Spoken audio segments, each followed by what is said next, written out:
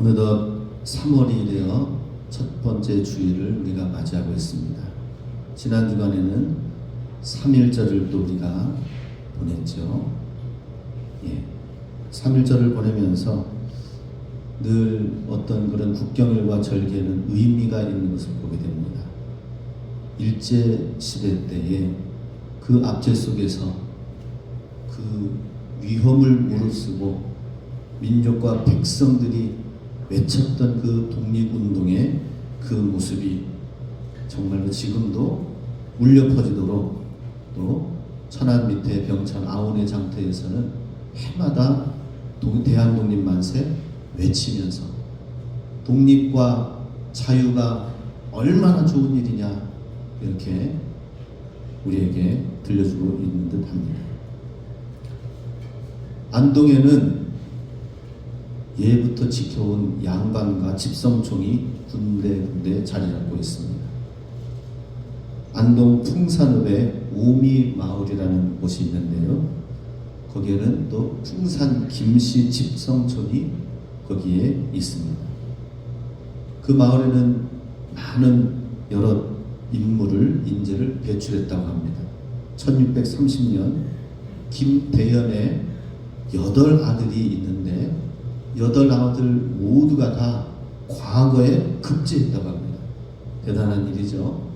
그런 가운데서도 과거 중에서도 또 굉장히 높은 대과에 통과하는 괄목한 일을 또 5아들이 또 그 중에서 높은 데까지 또 이르게 되었습니다. 이 사실을 인조 왕이 듣고 어떻게 한 집안에서 이렇게 모든 자녀들이 다 과거에 급제하고 또 이렇게 높은 5 형제가 또 대과에 급제할 수 있는가? 그래서 인조가 8연 5계짐이라고 크게 칭찬하면서 여기에서 오미라는 마을의 이름을 하사해서 오늘날까지 오미마을이라고 내려오게 되었다고 합니다. 그 마을의 기원이 그래서 훌륭한 인물이 있는 곳이다 라고 얘기하는 것이죠. 그런데 조선시대뿐만 아니라 일제강점기 때에도 이 오미마을은 더욱 빛을 발했다고 합니다. 김재봉, 김지석, 김응석 등 24명의 독립투사들이 바로 이곳에서 나왔다고 합니다. 위기 가운데에서 오히려 더 풍산김씨 집성촌의 24명의 독립투사들이 정말 어려운 가운데 그 이름에 빛을 발하면서 나라를 위하여서 희생하고 또 세워나갔던 집안에 소개되어지는 이야기가 내려올 때에 3.1절을 기념하는 우리는 또한 어려운 시기에도 빛을 발하는 그 집안 가문들을 생각하면서 오미마을을 생각하면서 우리도 하나님의 믿음의 가족들이 이 어려운 이 시기 이 시대에 살면서 더욱더 빛을 발하는 주님의 자녀들이 되어야 되겠다 하는 생각을 가져봅니다. 이제 어느덧 3월이 되면은 우리는 봄 기온을 느끼게 되는데 오대산은 오늘도 눈이 왔습니다. 아래 남쪽은 꽃이 피고 매화꽃이 폈다고 이렇게 소식이 들려오는데 오대산은 여전히 눈발이 날리는 지역이었습니다. 그러나 우리 마음속으로는 상상을 할 수가 있죠. 새로운 학기가 시작이 되고 학생들은 새로운 꿈을 가지고 새 학기 시작을 하는 그런 분위기에 들어가게 됩니다. 그럼 새로운 학기가 시작되어지는 것에 가장 눈에 띄게 보여지는 것은 뭐냐면 교복을 입고 다니는 그러한 학생들의 모습이 될 것입니다. 교복을 왜 입히는가?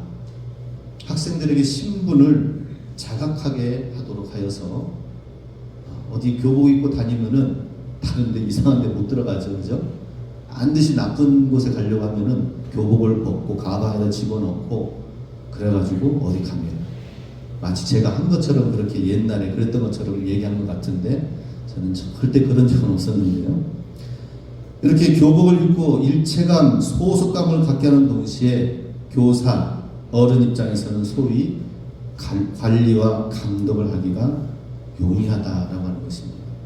학생들 입장에서는 이 교복이 답답합니다. 어떻게 쓰든지 이 규제되어지는 속에서 옷을 줄이고 또 치마를 짧게 하고 그러면서 민망할 정도로 짧게 해가지고 다니는 학생들도 많이 있습니다. 탈피하지 못하니 나름대로 개성을 뽐내기도 하는 것 같습니다.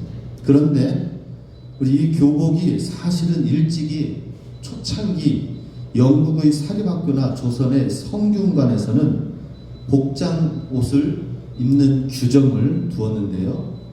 입학하기 까다롭다고 하는 그 학교에 들어간 그 표시가 바로 교복을 입는 그런 것이었습니다. 아, 저 사람은 정말 저 학교에 다니는 사람이구나 하는, 왕립의 사립학교 다니는 사람이구나 하는 신분을 나타내는 것이다 라고 하였습니다.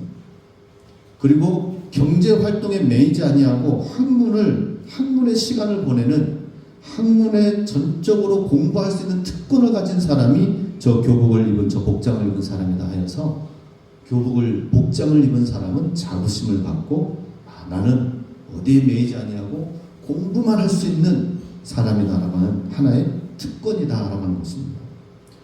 저는 이 새학기 교복의 의미를 좀 생각하면서 우리가 예배를 한번 좀 접목을 해보았습니다. 예배. 어떻게 보면은 예배가 교복과 같지 아니한가 하는 것이죠. 주일날 어디에 매여서 꼭 예배를 드려야만이 되고 꼭 예배를 통하여서 하나님 앞에 꼭 나가야 되는가 라는 생각을 가질 수도 있을 것입니다. 그것은 어떤 규제와 규율에 매여 있는 것이 아니라 반대로 특권이라고 생각을 하시기 바랍니다. 나는 이 자유롭게 어떤 일에 매이지 아니하고 공부할 수 있는 학생이다라고 하는 것이죠. 다른 사람들은 다 다니지 못하는 저 왕립 사립학교에 나는 이 복장을 입고 간다라고 하는 것처럼 교복이 어떤 규제와 억눌림이 아니라 누림이요 특권이라고 하는 것처럼 예배도 마찬가지로 어떤 율법이요 어떤 규례가 아니라 예수님 안에서 더 누리고 예수님을 내 삶 속 가운데서 더 깊이 알고 말씀을 충분하게 깨닫고 그러므로 인해서 내 삶 속에 펼쳐지는 하나님의 주인 되심을 누릴 수 있는 것이 주일 예배다라고 하는 것입니다. 이렇게 3월이 시작되어진 첫 번째 주일날 우리가 함께 말씀을 나누고자 하는 본문, 우리 마태복음 18장에서는 예수님께서 직접 교회라는 말을 사용한 본문이기도 합니다. 그리고 이 본문이 교회라는 말이 쓰여진 이곳에 영혼 구원에 대한 사명을 언급하고 있다 하는 것입니다. 오늘 본문 18장 12절에서 20절 말씀 중에 12, 13, 14절 함께 같이 읽습니다. 너희 생각에는 어떠하냐? 만일 어떤 사람이 양 100마리가 있는데 그 중에 하나가 길을 잃었으면 그 99마리를 산에 두고 가서 길 잃은 양을 찾지 않겠느냐? 진실로 너희에게 이르노니 만일 찾으면 길을 잃지 아니한 99마리보다 이것을 더 기뻐하리라. 이와 같이 이 작은 자 중에 하나라도 잃는 것은 하늘에 계신 너희 아버지의 뜻이 아니니라. 예수님 믿지 않는 사람들을 향한 이 길 잃어버린 양을 예수님께서 말씀하고 있는 것입니다. 여전히 생명 안에 들어와 있지 않는, 그리고 어느 길로 가야 될지 모르는 길 잃어버린 양 한 마리에 대해서 예수님이 어떤 마음을 가지고 있는지, 다 99마리가 다 있어서 이 정도면 충분하다고 생각이 될 수도 있겠지만은 잃어버린 그 양 한 마리를 찾아 나선다라고 하는 것입니다. 하나님께서는 바로 이와 같이 영혼 구원에 대해서 얼마나 간절히 한 영혼을 찾고 있고 또 돌아오면은 얼마나 기뻐하는지를 주님이 보여주고 계십니다. 또 15절에서 17절까지는 하나님을 믿긴 믿되 또 교회 생활을 하긴 하되 죄범한 영혼이 하나님 앞에 진실하게 나아갈 구원받고 회복되어질 것에 대해서 말씀하고 있습니다. 15절에서 17절 보면요, 내 형제가 죄를 범하거든 가서 너가 그 사람과만 상대하여 권고하라. 만일 들으면 내가 내 형제를 얻은 것이요 만일 듣지 않거든 한두 사람을 데리고 가서 두세 증인의 입으로 말마다 확증하게 하라. 만일 그들의 말도 듣지 않거든 교회의 말하고 교회의 말도 듣지 않거든 이방인과 세리와 같이 여기라. 죄범한 영혼이 또 회복하여서 주님 앞에로 또 돌아오는 데 있어서 그 돌아오는 그 중심에는 교회가 또 있다라고 말씀하고 있습니다. 하나님께서 구원하고 회복시키는 데 있어서 목자를 사용하고 교회를 사용하신다라고 하는 것입니다. 그리고 그 영혼들이 잃어버린 양이 주님께로 돌아오고 재범한 영혼이 회복되어 하나님 앞에 나오는 데 있어서 그러면 어떠한 힘과 능력으로 할 수 있을 것인가? 교회는 어떻게 그들을 하나님 품으로 생명의 길로 인도할 것인지에 대해서 18, 19, 20절에 구체적인 하나님의 말씀의 비결과 능력이 나타나고 있습니다. 우리 18, 19, 20절 함께 있습니다. 진실로 너희에게 이르노니 무엇이든지 너희가 땅에서 매면 하늘에서도 매일 것이요 무엇이든지 땅에서 풀면 하늘에서도 풀리리라. 진실로 다시 너희에게 이르노니 너희 중에 두 사람이 땅에서 합심하여 무엇이든지 구하면 하늘에 계신 내 아버지께서 그들을 위하여 이루게 하시리라. 두세 사람이 내 이름으로 모인 곳에는 나도 그들 중에 있느니라. 예수님께서 교회가 할 수 있는 그 영혼 구원과 회복의 그 능력과 비결은 무엇이냐? 먼저 매고 푸는 일, 묶고 푸는 일을 말씀을 하고 계십니다. 먼저 풀다라고 하는 이 리오라는 것은 해방하다, 석방하다, 풀어놓다라고 하는 것입니다. 즉 묶어놓은 것에 대한 반대말이죠. 예. 그렇다면은 푼다라는 것은 그 어떤 존재로부터 묶여져 있다라고 하는 것이죠. 지금 이렇게 잃어버린 영혼 그리고 회복되지 되어야 할 영혼들, 이 모든 영혼들의 상태가 누구로부터 묶여있는 상태다. 죄의 세력에게 또 죄를 짓게 하는 마귀에게 묶인 영혼의 상태가 바로 전제되어져 있다 하는 것입니다. 그들을 풀어 자유케 하는 사역이 교회의 사역이다라고 하는 것입니다. 반대로 풀다의 반대, 매다라고 하는 데오라는 말은 동여매다, 착고를 채우다라고 하는 것입니다. 수갑을 채우다라는 것이죠. 이것은 묶어야 할 대상이 무언가를 묶어야 된다고 하는 것입니다. 움직이지 못하도록 동여매야 된다고 하는 것입니다. 결박해야 된다는 것이죠. 그것은 바로 마귀를 말하는 것입니다. 묶어야 할 대상은 마귀다 하는 것입니다. 마귀를 묶어야 영혼이 풀어나고 자유케 되어준다는 것이죠. 이것을 사도 바울은 사도행전에서 26장 18절에 이렇게 표현하고 있습니다. 같이 읽습니다. 그 눈을 뜨게 하여 어두움에서 빛으로 사탄의 권세에서 하나님께로 돌아오게 하고 죄사함과 나를 믿어 거룩하게 된 무리 가운데서 기업을 얻게 하리라 하더이다. 어두움에서 빛으로 사탄의 권세에서 하나님께로 돌아오게 하고 라고 표현되어 있던 것처럼 사탄의 권세에 묶여 있다라고 하는 것입니다. 그 묶여져 있는 그 권세를 결박을 풀어야 된다는 것입니다. 사단의 권세에서 벗어나 하나님께로 회복시키게 하는 것이 교회의 사명이다 하는 것입니다. 사탄의 세력부터 먼저 그러기 위해서는 결박을 하고 묶어야 된다 하는 것입니다. 현대 신학 가운데에서는 합리주의가 많이 기반을 두고 신학을 초창기에 했다고 합니다. 마귀를 묶는다는 개념이 없었습니다. 마귀를 신학에 취급하지도 않았습니다. 20세기 후반 들어서 합리주의 신학의 이 한계가 드러나기 시작했습니다.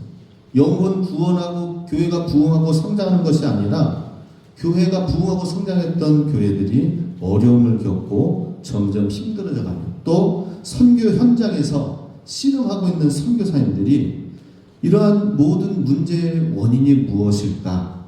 아무리 20년 가까이 선교지에서 사역을 해도 열매가 맺혀지지 않는 것에 대해서 안타까움을 갖는 분들이 선교사님들이 대부분이었습니다. 처음 텀에서는 현지 언어를 배우고 두 번째에는 그 선교지 사람들의 문화, 인류학적인 연구를 통하여 그 지역을 연구해 나가고 세 번째 템은 이제 커뮤니케이션으로 사람들을 어떻게 교제하고 다가가고 대화하고 마음문을 열고 복음을 제시하느냐라고 하는 것입니다. 그런데 정말 이 언어를 해결하고 그 지역을 알고 사람들과의 커뮤니케이션, 교제, 인간관계, 마음문을 열고 다 모든 것을 복음을 제시하였지만 그럼에도 불구하고 예수님을 믿겠다고 결단해 나오는 사람들이 없는 것입니다. 이것이 선교사님의 사역지 20년의 기간 동안에 한 사람도 결심시키지 못하는 선교 현장을 경험하게 되면서 한 선교사님의 한 사람의 개종자도 얻지 못하는 어려운 현실 속에 선교사님들이 절망하기 시작했다고 합니다. 절망하며 하나님 앞에 기도하기 시작했다고 합니다. 하나님 어떻게 해야 됩니까? 모든 방법을 다 동원했는데도 결심하지 못하는 이러한 상황은 어떻게 되는 것입니까? 하나님 앞에 탄식하며 기도하기 시작했다고 합니다. 그런데 그 기도하기 시작하면서부터 하나님께서 보여주시기 시작했습니다. 이 모든 일들은 하나님의 사역은 영적인 일이기 때문에 눈에 보이지 않는 영혼들을 위한 싸움이며 마귀에게 묶여져 있는 모든 것들을 풀지 않으면은 이론적으로 지성적으로 설득한다 하더라도 개종될 수가 없다라고 하는 것입니다. 그래서 모든 것을 내려놓고 기도를 더 중심적으로 열심히 하여서 나아가 영적 전쟁을 선포하고 기도할 때에 의외로 문제가 풀어지기 시작하고 영혼의 구원의 결심의 시간들이 되어졌습니다. 그래서 이 모든 사건과 현상들을 그냥 우리만 알고 있으면 안 되겠다 해서 일찍이 필리핀에서 로잔 대회가 있을 때에 모든 전국 전 나라 각국의 그 대표자들이 사역자들이 모여가지고 선교 대회를 하였습니다. 앞으로의 우리 선교 방향은 어떤 길로 나가야 될 것인가? 거기에 제일 먼저 언급된 것이 영적 전쟁을 우리가 제대로 해야 된다는 것이고 거기에 있어서 영적 전쟁의 핵심되어지는 키 내용은 바로 중보기도의 중요성이다 라고 하는 것입니다. 우리 영적 전쟁과 중보기도의 중요성을 우리가 깊이 깨달으실 수 있길 바랍니다. 오늘 마태복음 18장에서는 바로 예수님께서 잃어버린 영혼을 구원해야 되는데 죄를 범한 영혼을 회복시켜야 되는데 거기에 그 교회가 감당해야 될 그 방법은 무엇인가? 바로 마태복음 18장 19, 18, 19, 20절이다 하는 것입니다. 먼저 마태복음 12장 29절에 마귀를 묶는 일에 대해서 예수님이 말씀하셨습니다. 같이 읽습니다. 사람이 먼저 강한 자를 결박하지 않고서야 어떻게 그 강한 자의 집에 들어가 세간을 강탈하겠느냐? 결박한 후에야 그 집을 강탈하리라. 예수님께서 조금 좋지 않은 예로 표현을 하여 말씀을 들려주셨습니다. 그것은 만약에 도둑이 어느 한 집에 가서 그 안에 있는 보물을 취해가지고 오려고 하는데 그 집 안에 있는 사람을 먼저 묶지 않고서는 어떻게 거기에 있는 것들을 가져올 수 있겠느냐라고 좀 부정적인 의미로 하였습니다. 마찬가지로 하나님의 귀한 영혼을 하나님의 품으로 다시 돌아오고 구원받고 영혼 구원을 이루어가는 데 있어서 가장 그 안에 있는 주인되는 주인처럼 역사하는 악한 마귀를 먼저 묶지 않고서는 결단코 귀한 영혼을 찾아올 수가 없다라는 것입니다. 그래서 강한 자로 대변되어지는 이 마귀를 묶어야 된다 하는 것입니다. 묶는 기도를 해야 된다 하는 것이고 그것이 바로 영적 전쟁이 되는 것이며 중보 기도가 되는 것입니다. 사도 바울도 마귀가 우리 복음을 받지 못하게 방해한다라고 표현하였습니다. 고린도후서 4장 3절 4절 있습니다. 만일 우리의 복음이 가렸으면 망하는 자들에게 가려진 것이라. 그 중에 이 세상의 신이 믿지 아니하는 자들의 마음을 혼미하게 하여 그리스도의 영광의 복음의 광채가 비치지 못하게 함이니 그리스도는 하나님의 형상이니라. 하나님의 복음이 가리고 능력 가운데 역사되지 않는 것은 무엇이라고요? 이 세상의 신이 믿지 않는 자들의 마음을 혼미케 하고 결박하고 있기 때문에 붙잡고 있기 때문이다 하는 것입니다. 그래서 이 세상의 신 바로 마귀를 먼저 결박해야 될 것을 사도 바울도 깊이 깨달았습니다. 그래서 사도 바울도 가는 곳마다 결박하는 기도를 먼저 했을 것입니다. 그렇죠?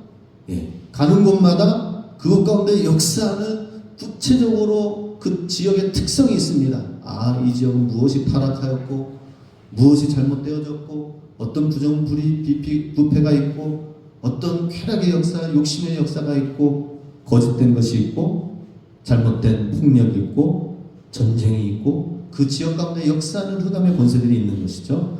그래서 구체적으로 놓고 분별하고 기도하면서 나왔을 때 사도 바울은 가는 곳마다 교회를 세운 것을 보게 됩니다.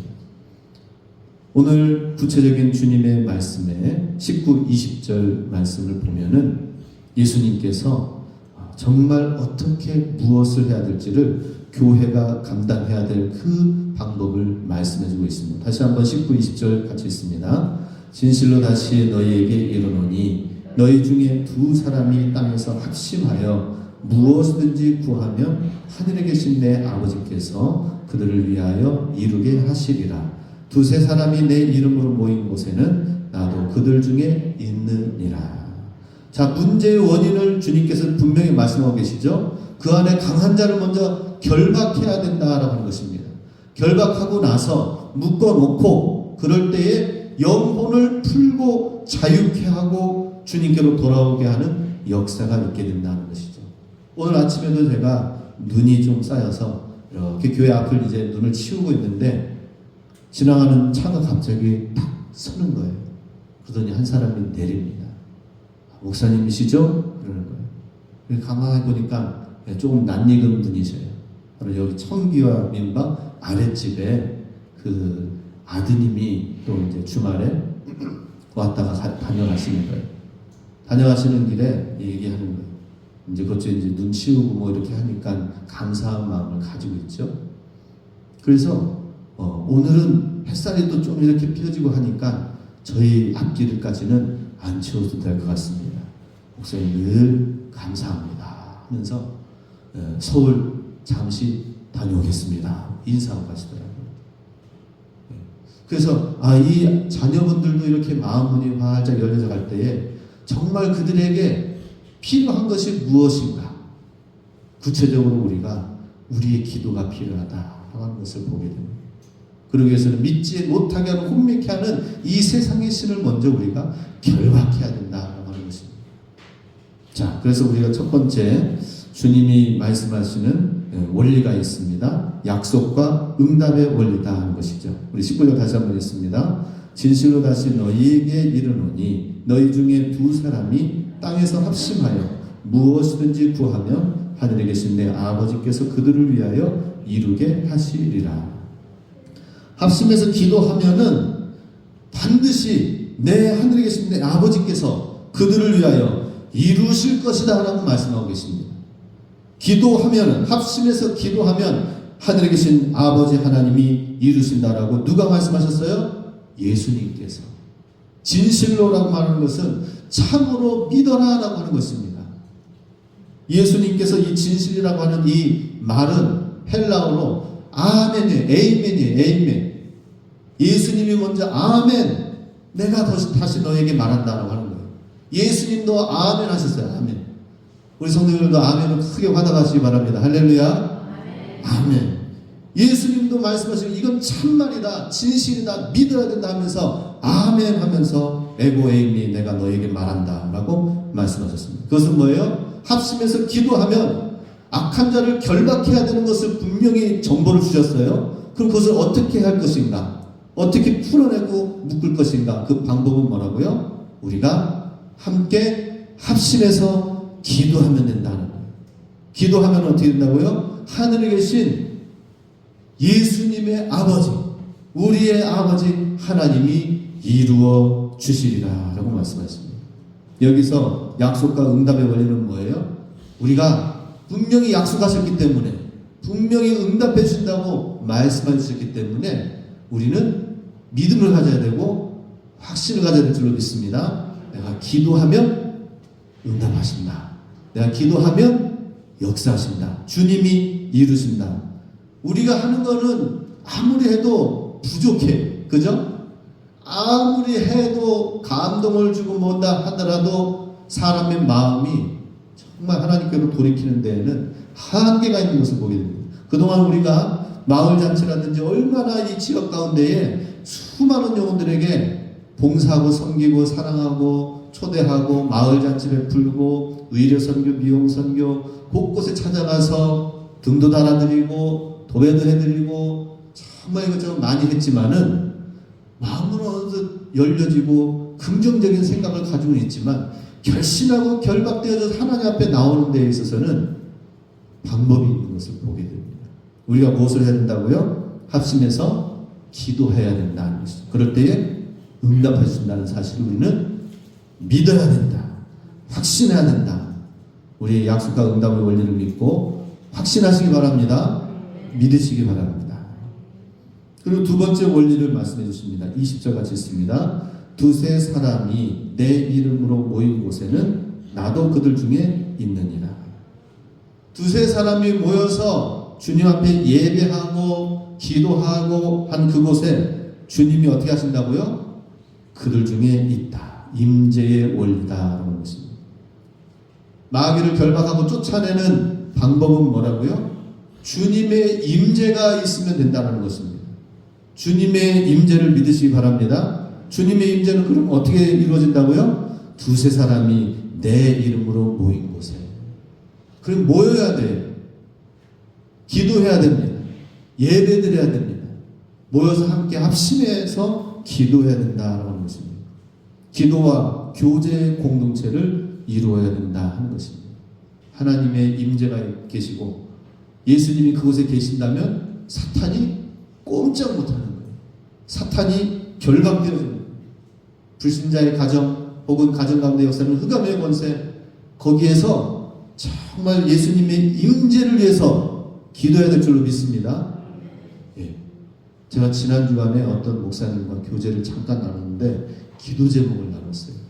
그런데 가정 가운데 얼마나 어려운 문제가 있는지, 제가 정말 그 가정의 기도 제목을 듣는데, 기도하지 않으면 안 되겠다. 그런데 무엇을 위해서 기도해야 됩니까? 하나님의 임재를 놓고 기도해요. 우리 성도님들의 가정에 예수님의 임재를 놓고 기도하시기 바랍니다. 예수님을 초청하시기 바랍니다. 그러면 사단의 역사가 결박되어지는 거예요. 사탄이 묶여지는 거예요. 예수님을 초대하고 초청하고 하나님의 임재를 놓고 우리가 찬양하고 기도하면서 나가야 된다는 것입니다. 끝으로 세 번째, 그리스도의 몸의 원리다라고 하는 것입니다.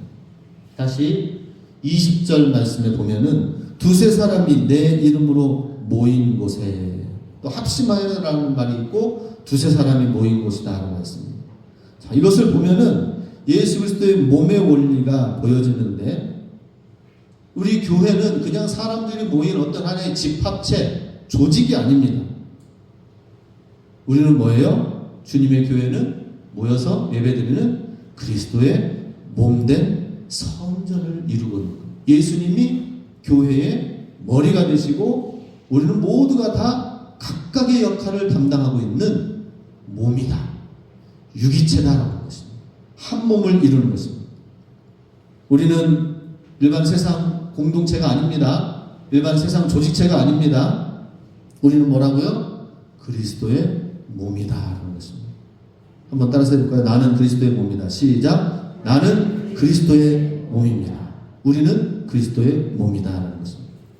그리스도의 몸, 그리스도의 몸된 공동체를 해서 하나의 마음, 하나의 말씀을, 하나의 비전을 품고 나아가면서 그리스도의 몸된 공동체 가운데 사랑으로 하나 되어진다면 어떻게 될까요? 사탄이 와가지고 왔을 때에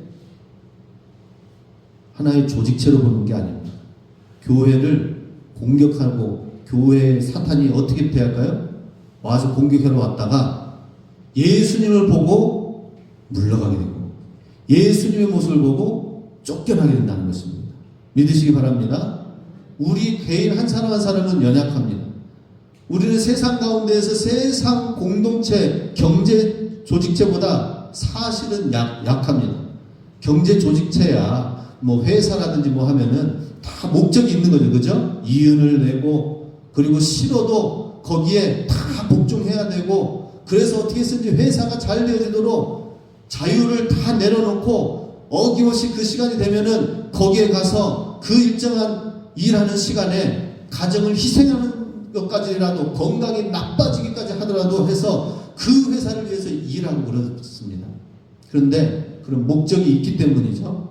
근데 우리 교회는 이런 목적을 잃어버리면, 영혼 구원이라는 하나님을 섬기는 이 목적을 잃어버리면은 그냥 세상 조직체보다 못하다라는 것입니다. 사탄이 그것이 바로 가장 원하는 것입니다. 하나님의 몸된 교회의 조직체를 깨트려 버리는 거예요. 코이노니아를 깨트려 버리는 것입니다. 이것이 사단의 가장 큰 무기요 공격이다라는 것입니다. 반대로 우리가 그리스도의 몸을, 온전한 몸을, 하나된 몸을 잃으면 어떻게 됩니까? 사탄이 와서 역사하려 하다가도 어때요? 우리를 보고 그리스도의 몸으로, 예수 그리스도를 보고 도망간다 하는 것입니다. 쫓김을 당한다 하는 것입니다. 마귀의 권세가 깨트려진다 하는 것입니다. 그리고 중요한 건 뭐예요? 우리가 예수 그리스도의 몸을 잘 이루어야 되는 것이죠. 우리 주님의 교회가 하나의 한 몸 될 수 있도록 하나의 코이노니아의 몸을 이루기를 위해서 기도하시기 바랍니다. 힘쓰시기 바랍니다. 사탄이 와서 사분오열 다 되어져 있구나 이래가지고 공격하고 하는 것이 아니라, 사탄이 와서 하나 되어진 몸, 예수 그리스도의 다스림 가운데 있는 주님의 몸된 성전을 보고 두려워 떨며 쫓김을 당하는, 이 지역 가운데에서 가정 가운데 역사는 흑암의 권세가 묶여지는 것입니다. 묶여질 때에 우리가 이제 예수 그리스도의 복음을 선포하고 사랑을 들고 나아갈 때 주님의 놀라운 역사가 이루어진다는 것입니다. 이 원리를 가지고 한 훈련원에서 실제적인 그대로 가르치고 이 원리대로 하도록 했을 때에 신뢰들이 많이 나타났습니다. 목포의 앞바다 아페도라는 섬에서 목회하시는 목사님이 이 말씀, 이 중보기도의 영적 전쟁의 원리를 가지고 그럼 우리도 한번 해보자. 그래서 섬으로 다시 이제 돌아가서 전도자를 놓고 우리 한번 기도를 이제 했습니다.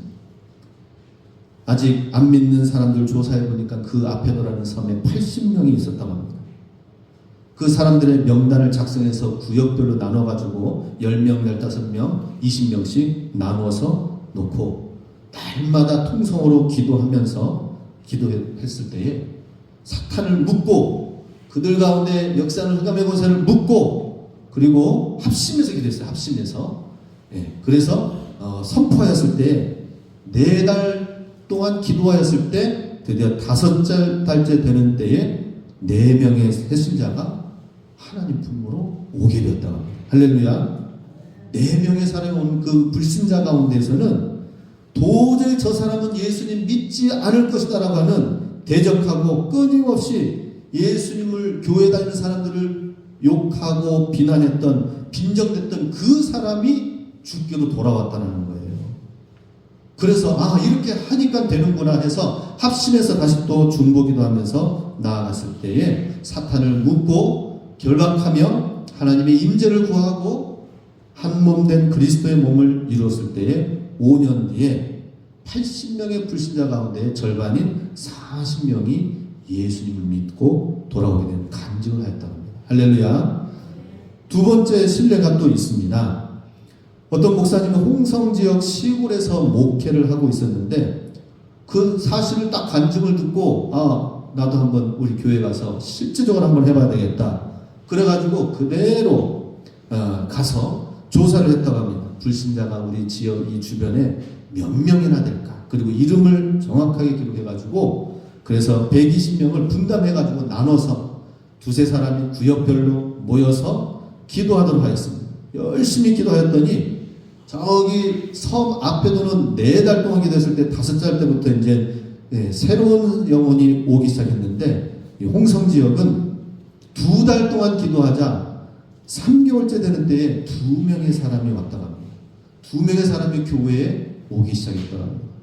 그런데 놀라운 것은 그 2 사람이 어떤 사람이냐, 그 동네에 산당이 있는데 그 산당에서 제사를 지내고 제사를 주관하는 사람인데 그 사람이 교회에 오게 됐다는 거예요. 그 사람이 교회에 오게 되고 예수님 믿고 집사 직분을 또 받게 되어지니까, 그러니까 거기에서 제사 상당이 끊어지게 되었다고 합니다. 마을 자체에 제사 드리는 우상 숭배가 끊어지게 되고, 그러면서 악한 영이 결박되어지고 영적 전쟁의 실체 가운데에 많은 영혼들이 주께로 돌아오기 시작했다는 것입니다. 도시에 있는 한 목사님이 또 경험한 내용이 있습니다. 광주시에 나름대로 안정적으로 목회하는 목사님이 있는데, 우리 교회는 뭐 이 정도 숫자면은 괜찮지 하고 생각을 하다가도 5년 동안 새 가족이 한 명도 안 왔다고 합니다. 초조하고 좌절감 가운데 있을 때에 옆에 있는 장로님들이 이렇게 얘기했다고 합니다. 요즘 시대 전도도 안 되는 시대인데 다른 교회도 다 이렇게 안 됩니다. 목사님 너무 부담 갖지 마시고 하면서 이렇게 위로했다고 합니다. 그런데 5년 동안 새 신자가 하나도 들어오지 않은 것에 대해서 너무나도 괴로워서 내가 안식년에 잠깐 쉬면서 좀 훈련받고 기도하면서 나아가겠습니다 하고 잠시 쉬면서 또 이 중부기도의 훈련을 받았는데, 그것을 보고 간증을 듣고 우리 교회 내가 안식년 지금 당장 그만두고 반납하고 당회를 소집했습니다. 영혼 구원 중보기도를 위하여 영적 전쟁을 선포하고 성도들을 위해서 함께 같이 해나갈 것을 기도했는데, 몇 달이 아니라 몇 주 안에 새로운 영혼들이 정말 들어오기 시작했다라는 것을 보게 됩니다. 자, 이러한 간증들이 저는 이런 내용을 책을 통하여서 이제 듣고 우리 성도들한테 말씀드리지만, 실제적인 부분들이 이런 간증들의 역사가 있는 것을 보게 됩니다. 예수님께서 제자들에게 말씀해 주셨고, 그 영혼과 회복되어질 영혼들이 있을 때에 교회가 이 사명을 감당해야 되는데, 그것은 먼저 강한 자를 결박해야 되고, 그 결박하는 방법은 뭐라고요? 세 가지의 원리, 중보기도의 원리를 말씀하여 주셨던 것입니다. 자, 우리 이 세 가지 원리를 생각하면서 중보기도 하는 데에 실제적인 기도 내용을 우리 주보에 제가 실어드렸습니다. 주보의 내용 한번 뒷면 광고란 옆에 보면은 중보기도 내용이 있는데요. 우리 함께 한번 기도하는 마음으로 같이 함께 읽어보도록 하겠습니다. 중보기도 있죠? 예, 전능하신부터 함께 읽어보겠습니다. 시작. 전능하신 사랑의 하나님, 이 시간 우리가 살고 있는 평창 오대산과 이곳에 살고 있는 주민들을 위하여 기도합니다. 하나님께서 이 지역에 친히 내려오셔서 통치하시고 다스리소서. 이 땅에서 어둠의 영, 마귀 세력을 묶어버리시고 묶여있는 영혼들을 풀어 자유하게 해방시켜 주소서.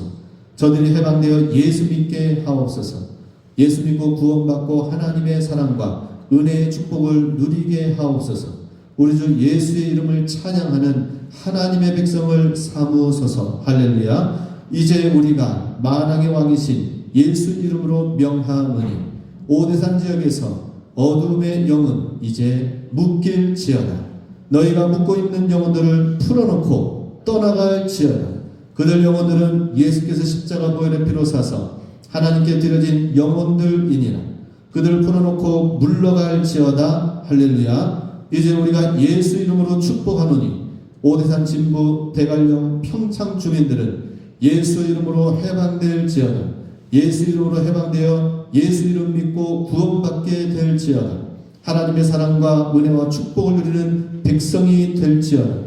예수 이름을 찬양하는 백성이 될지어다. 할렐루야. 오대산 평창 주민들을 구원하실 주님을 찬양합니다. 예수 그리스도의 이름으로 기도합니다. 아멘.